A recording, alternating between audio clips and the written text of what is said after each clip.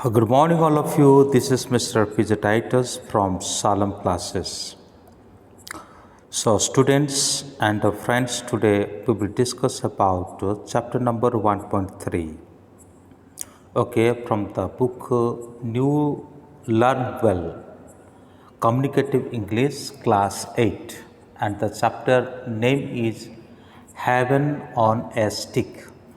Already I made the video lecture at the same time word meaning, and this will be the exercise part, all book work, and next video will be the question answer part.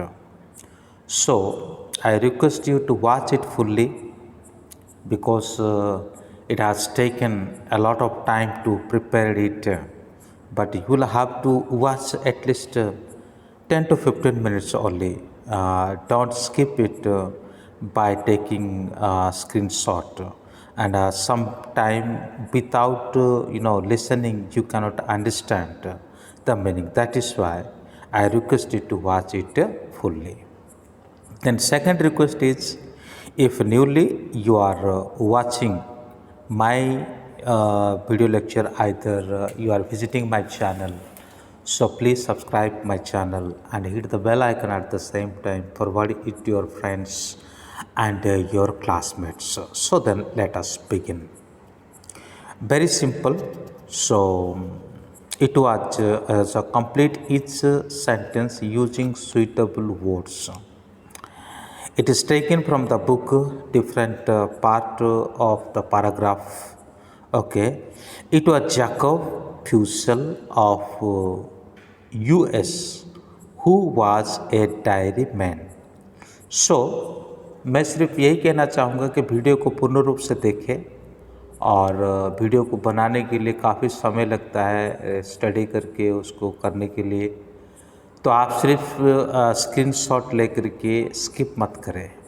Okay, 10-15 minute का ही तो video होता है, fully watch करें. अगर कोई नए रूप से इस चैनल को विजिट कर रहा है तो वो सब्सक्राइब करें और घंटी का जो बटन है उसको भी दबा लें. जैसे जैकब फ्यूल वो यूएस के हैं और वो कौन थे, एक डायरी मैन थे. ये सभी आपकी जो बुक्स का चैप्टर का जो पैराग्राफ है उन्हीं में से ही लिया हुआ है. The Italian cooks sold in French ice cream. ये fill in the blanks. Here you may write ice cream. Ice cream should be eaten soon after it been made. जैसे ही आइसक्रीम को बनाया जाता है तुरंत उसको खाना है, नहीं तो फिर दिक्कत ये होगा कि बैक्टीरिया फैल जाएगा. Catherine took with her some cooks when she went.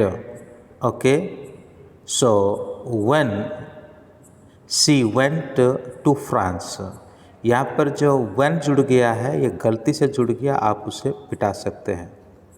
खाली she went to France यही लिख सकते हैं. The first people known to have eaten ice cream were Romans. पहले आइसक्रीम खाने वाले व्यक्ति कौन थे?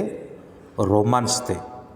For a long time in France, ice cream remained a novelty because of secret guarded. ये एक नया बनकर के फ्रांस में एक लंबे समय तक क्यों रह गया? क्योंकि उसको गुप्त तरीके से गार्ड करके रखा गया था, अभी तक उसको उजागर नहीं किया गया था. तो चलिए नेक्स्ट पेज में चलते हैं. Let us go to next page. तो it is also very easy, just आपको टिक लगाने हैं. Choose the correct option to complete each sentence. First line में फ्रांस को लगाए. After her marriage Catherine went to live in France. Marriage के बाद Catherine कहाँ पे गई? फ्रांस में गई. पहले वो तो इटाली की थी लेकिन बाद में वो फ्रांस में चली गई. फ्रांस के राजा के साथ उसका शादी हुआ. Then he went to France. Ice cream has been well known. Ice cream को कब से थोड़ा बहुत जाना गया? सिंस 1851. हालांकि तब तक वो पूर्ण रूप से प्रसिद्ध नहीं हुआ था, लेकिन जैसे भी हो थोड़े बहुत लोगों की नज़र में 1851 से आया है.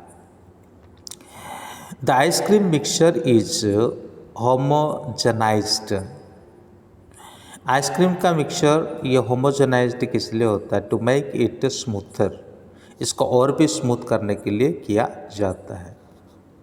Ice cream is stirred in a freezer to have the whole mass frozen uniformly. ठीक है, इसको पूर्ण रूप से यूनिफॉर्मली करने के लिए इसको रखा जाता है।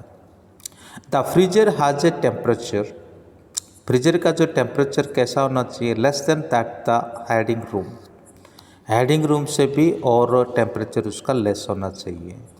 मतलब जो आप पेज नंबर अगर इसका जो लास्ट पेज, इस लेसन का लास्ट पेज अगर आप पढ़ेंगे तो आपको पूर्ण रूप से पता चल जाएगा। मैं पढ़ के सुना देता हूँ और इसीलिए मैं लेस करके रखा हूँ। The packed ice cream is then placed in hardening room at temperature ranging from -23 degree Celsius to 26।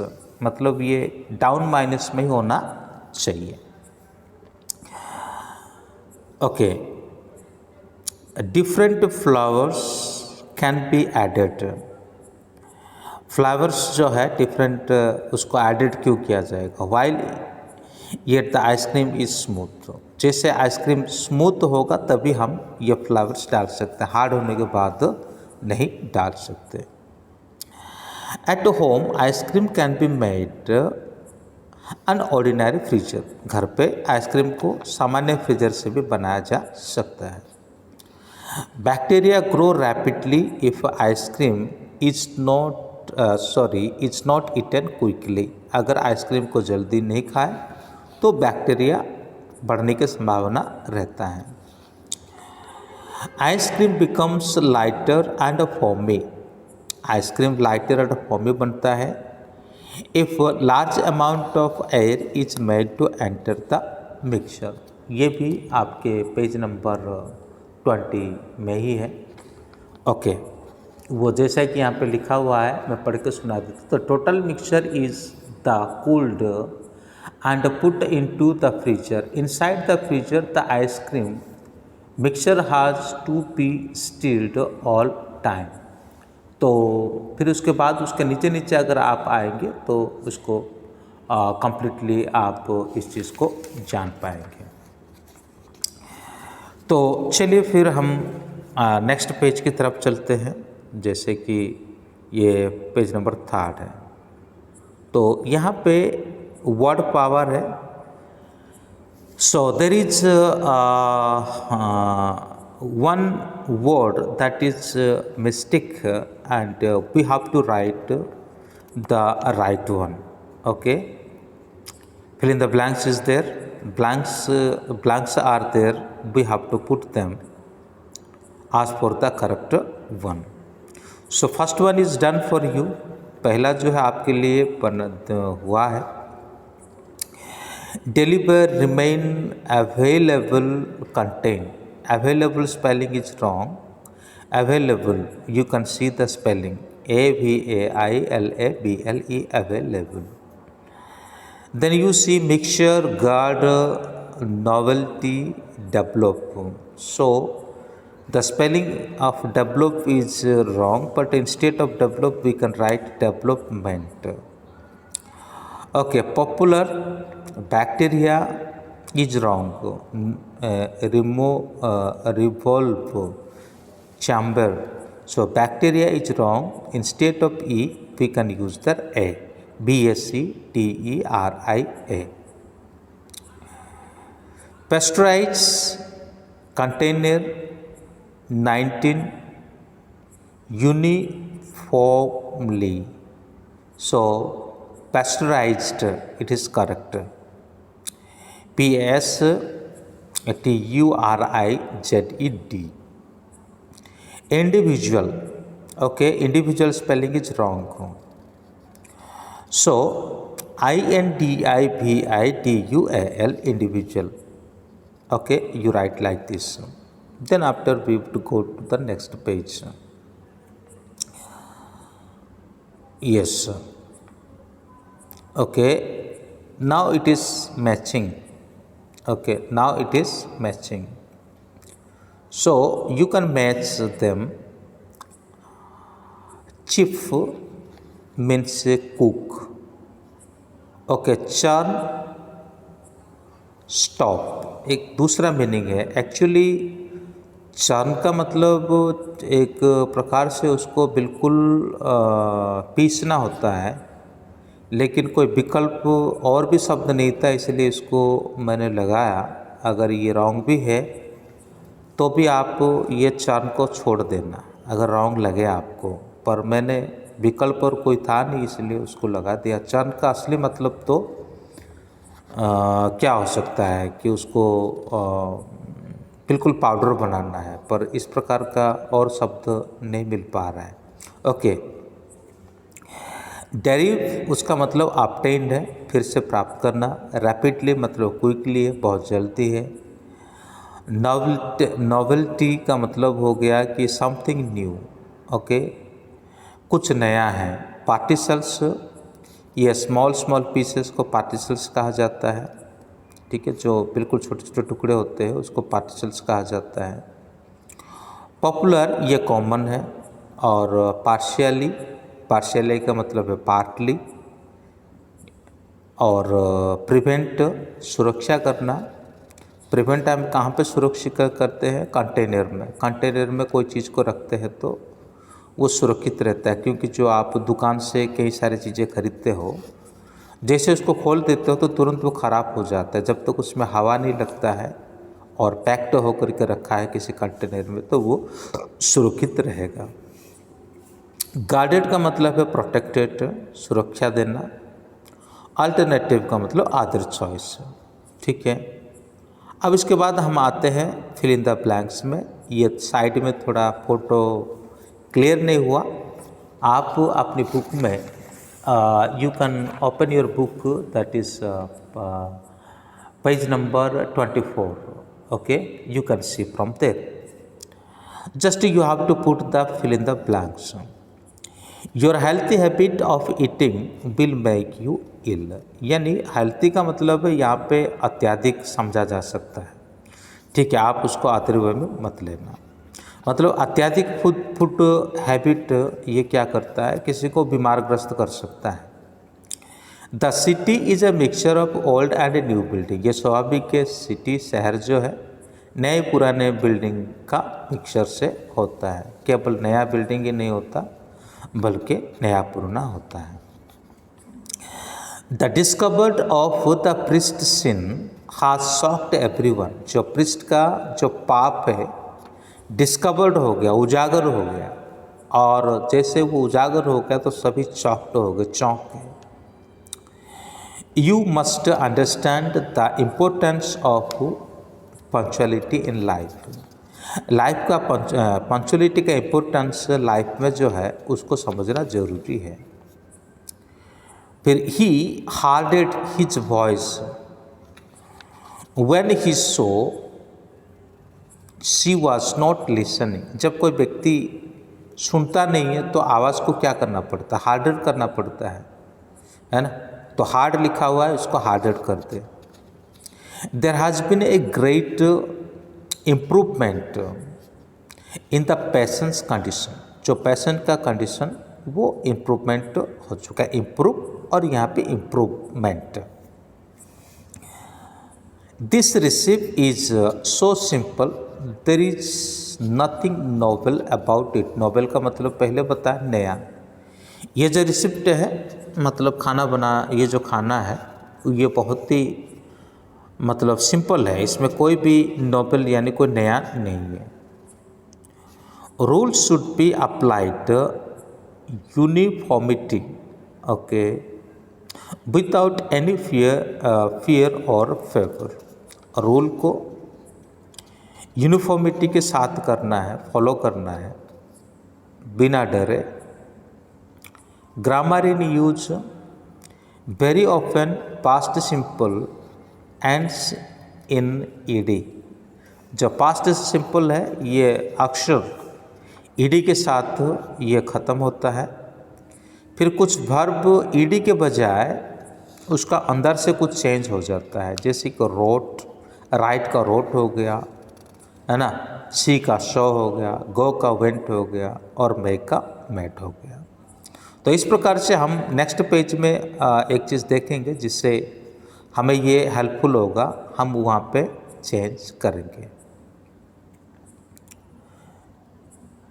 इसमें एक छोटा सा पैराग्राफ है। ये पूरा पैराग्राफ को नीचे दिए गए जो ब्लैंक्स है उसमें पास्ट टेंस में उसको कन्वर्ट करके लिखना है। I usually get up at 7 o'clock and have a big breakfast. I walk to work, which takes me about half an hour.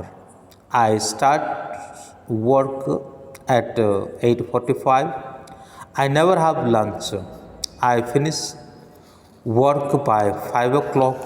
I am always tired when I get home.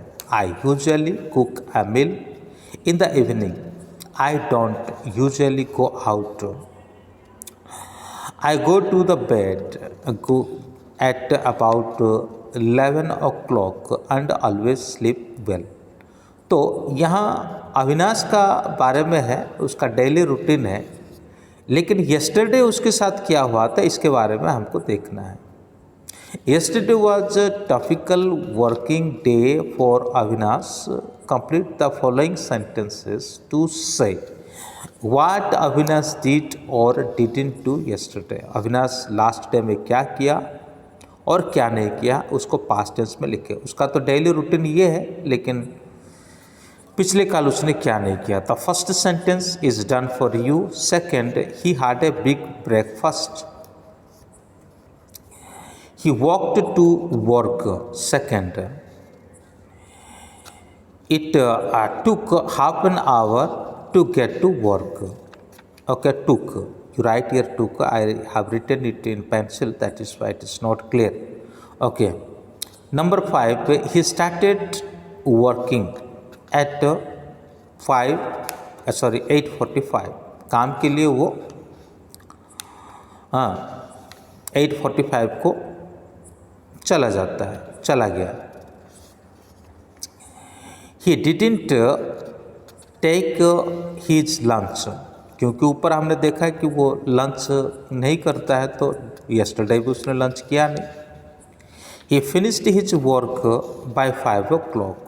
वो 5 बजे अपना कार्य रोज पूरा करता है, तो कल भी उसने 5 बजे अपने कार्य पूरा कर दिया। He was tired when he get home. आए दिन वो जब घर पे पहुंचता है तभी वो थक जाता है, तो पिछले कल भी वो क्या हो गया, टायर्ड हो गया जब वो घर पे पहुंच गया। वो रोज़ खाना बनाता है वो। He cooked a meal for himself. He didn't go, कभी वो बाहर जाता नहीं इवनिंग टाइम पे, क्योंकि उसको खाना बनाना रहता है। He didn't go out yesterday evening. और 11 बजे वो सोता है, तो इसलिए कल भी वो 11 बजे ही सोया है। He went to bed at 11 o'clock. He slept well last night. वो हमेशा अच्छी नींद में सोता है। तो यहाँ पे fill in the blanks with the correct form of verb, positive और नेगेटिव। इसमें पॉजिटिव और नेगेटिव कहाँ किया आएगा उसके हिसाब से आपको भरना है।